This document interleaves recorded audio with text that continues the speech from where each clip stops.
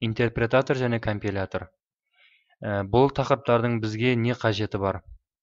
Егер бізге программа керек болатын болса, біз компьютерде белгілі бір программалау тілінде жұмыс жасаймыз.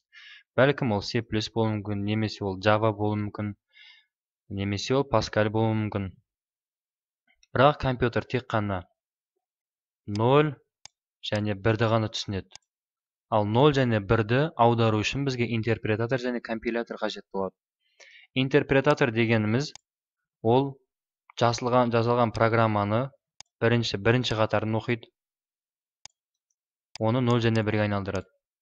Одан кейін екінші қатарды оқиды, оны 0 және 1-ге айналдырады. Солай жүре береді.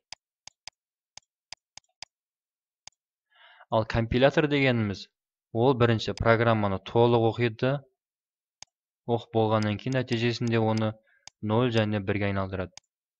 Ал Pascal тілінде біз компиляторды қолданамыз.